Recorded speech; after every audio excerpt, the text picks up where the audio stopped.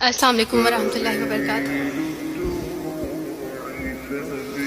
उम्मीद करती हूँ आप सब बहन भाई खैरियत से होंगे और अल्लाह ताला हम सब के रोज़े हमारे अमाल को कबूल फरमाए।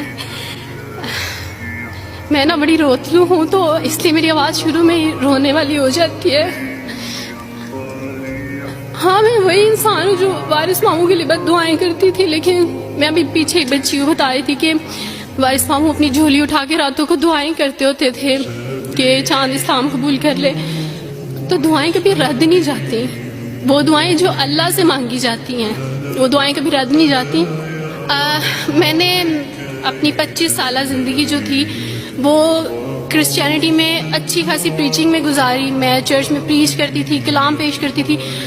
एक आप कह लें कि कटर मसीही थी मैं, और ऐसी मसीही थी जो वारिस मामू को यानी बोलने नहीं देती थी फैमिली में। जब मुझे पता चलता था कि आज वारिस मामू फलां फैमिली में विजिट करके गए हैं, मैं उस घर में पहुंच जाती थी। इससे पहले कि वारिस मामू की बातें उनके ज़हन पे असर करें, मुझे खुदा का कलाम पेश करना है, उनके घर पे जाके दुआ करनी है ताकि शैतान अपना काम ना करे। बिकॉज मेरे नज़दीक वारिस मामू जो काम कर रहे थे वो शैतान का काम था, क्योंकि वो खुदावन से दूर कर रहे थे मेरे लोगों को।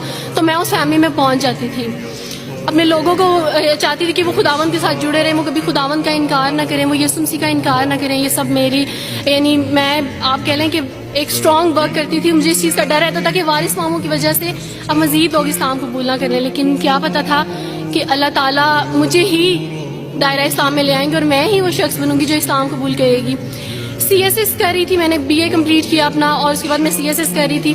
उसके दौरान अल्लाह ताला ने मुझे ये तौफीक दी कि स्टडी ऑफ डिफरेंट रिलीजियंस की किताब पढ़ने के दौरान ये सब्जेक्ट जब मैं पढ़ रही थी तो मुझे पता चला कि इस्लाम ही खूबसूरत मजहब है। अच्छा, आप यकीन जाने वारिस मामू रमज़ान में कुरान पाक डिस्ट्रीब्यूट करते थे और राशन देते थे। तो मेरे भाई के एक जहाँ ड्यूटी करते हैं वहाँ एक अंकल थे, गार्ड थे, उनके लिए कुरान पाक लेके इनसे रखा हुआ था और राशन भी लेके रखा हुआ था। और मैं उस कुरान पाक को ना छुपा छुपा के अपनी सेफ में रखती थी और डरती थी कि किसी दिन मैं इसको खोल ना लूँ। अक्सर एक दो दफ़ा पकड़ा कि खोल के देखूँ तो सही, कोई ना कोई गलती तो होगी ना इस कुरान में भी। ये तो बड़ी बातें करते हैं बाइबल के बारे में, कुछ ना कुछ तो होगा। लेकिन अब यकीन जाने एक डर था कि जिस दिन मैंने इस कुरान को पढ़ा मैं इस कुरान को अपना दिल दे बैठूंगी।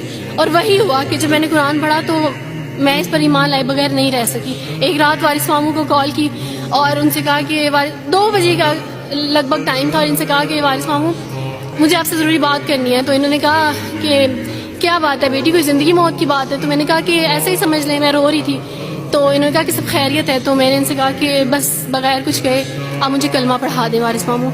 और वारिस मामू और मैं बिल्कुल खामोश थे। यानी वारिस मामू कहते हैं कि उस वक्त मुझे लगा कि जैसे मेरा दिल फट जाएगा।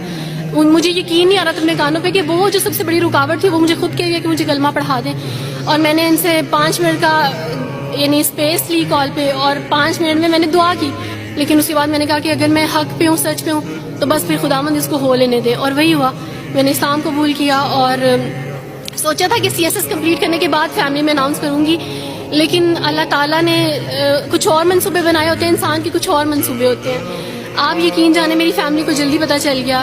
एक रात मेरे बाबा ने वारिस मामू को घर बुलाया और इनसे कहा कि हम चांद की शादी करना चाहते हैं, आप इससे पूछ दें कि अगर किसी को पसंद करते हो तो हम इसकी शादी उससे कर दें, हम जो है ना वो इसकी मर्जी के खिलाफ नहीं जाएंगे। तो मैंने उनसे कहा कि आप ऐसा नहीं कर पाएंगे। उन्होंने कहा कि नहीं, हम कर सकते हैं। मुझे ये था कि मुझे पछतावा ना रहे कि मैंने शायद उस दिन पापा से बात करती तो पापा मान जाते। तो मैंने उनसे कहा कि पापा मैं एक मुसलमान मर्द से शादी करूंगी, आप ऐसा मेरे लिए कर सकते हैं? अगर आप किसी मुसलमान से मेरी शादी करेंगे तो ठीक है, मैं शादी करने के लिए तैयार हूँ। मेरे घर में एक सन्नाटा छा गया और इस खामोशी के बाद जो है यानी सब फैमिली वाले रोने शुरू हो गए। उन्होंने कहा कि आप अपने मज़हब में वापस आ जाओ। लेकिन ये है कि मैं दीन इस्लाम कबूल कर चुकी थी।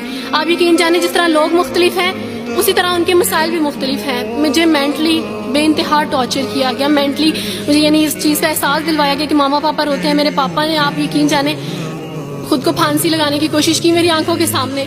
मेरी मामा ने खुद पे पेट्रोल डाल दिया और खुद को जलाने की कोशिश की मेरी आंखों के सामने। और मैं अपने रूम में बैठी ये कहती थी कि अल्लाह अगर मैं हक पे हूँ ना तो मेरी फैमिली को कुछ नहीं होना चाहिए। फिर बहरहाल मुझे मेरी फैमिली से निकाल दिया गया, ये इस डर से कि मेरी वजह से दूसरे बहन भाई भी इस राह पे ना चले जाएं। और वारिस मामू को बुला के मुझे घर भेज दिया गया, उनके घर भेज दिया गया। जब मैं घर से आ रही थी तो वारिस मामू ने कहा कि बेटी अगर आपका कोई सामान है तो आप ले लें। तो मैंने उनसे कहा कि اس گھر سے صرف ایک ہی چیز میرے ساتھ جا رہی ہے اور وہ ہے میرا نام جو ماما پاپا نے مجھے دیا تھا. میں چاند رات میں پیدا ہوئی تھی اس لیے انہوں نے میرا نام چندہ رکھا تھا. بس وہ نام لے کے آئی. آپ یقین کریں ہمیں کہا جاتا ہے جبرن اسلام قبول کیا جاتا ہے. اسلام قبول کرنے کے بعد وہ جبر کیا جاتا ہے کہ آپ سوچ بھی نہیں سکتے. آپ کو اپنے ماں باپ سے ہی ملنے نہیں دیا جاتا. آپ کو اپنے ہی چھوٹے بہن بھائیوں کے پاس بھی جانے دیا جاتا.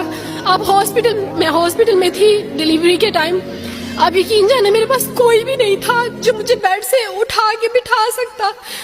ایسے موقع پہ مجھے اپنے اپنوں کی ضرورت تھی لیکن میرے اپنوں کے جبر نے میری ماما کو مجھ سے دور رکھا. میرے بہن بھائیوں کو میرے کرسچن کولیگس نے ہی میری فیملی کو پریشرائز کیا کہ اس کو فیملی سے نکال دیں کیونکہ اگر آپ اس کو ملیں گے تو مزید لوگ بھی عبدالوارث کی طرح چندہ کی طرح اسلام قبول کریں گے. میں نا ہاسپٹل میں لوگوں سے کہتی تھی کہ مجھے بیڈ سے اٹھا کے بٹھا دیں. سیزیرین کے بعد میں اٹھ نہیں سکتی. میرا بیبی رو رہا ہے کوئی مجھے بیبی پکڑا سکتا ہے. آئیڈیا ہی نہیں تھا ہاسپٹل میں کیا کیا لے کے جاتے ہیں. میرے پاس ایک ایسا دوپٹہ نہیں تھا جو میں چینج کر سکتی. ایسے موقعوں پہ آپ یقین جانے آزمائش اور جبر اسلام قبول کرنے کے بعد ملتا ہے. مجھے آپ سب سے توقع ہے, آپ سب اسلامک اداروں سے توقع ہے کہ اب آپ ہمارے لیے سٹیپ لیں. ہمارے اپنوں نے تو ہمیں چھوڑ دیا, انہوں نے جو ہمارے ساتھ جبر کیا اس جبر کے بدلے آپ ہمارے ساتھ نیکی کریں. اب آپ کیا سٹیپ لیتے ہیں نیو مسلمز کے لیے جن پر یہ الزام لگایا جاتا ہے کہ ان پہ جبر کیا جا رہا ہے. ہم پہ جبر نہیں, ہم پہ جبر اسلام قبول کروانے والوں نے نہیں کیا بلکہ جن کے گھروں سے ہم آئے تھے اسلام قبول کرنے کے بعد جبر تو ان کی طرف سے تھا. اچھا سر کبھی کٹے بیٹھ کے روئیں گے.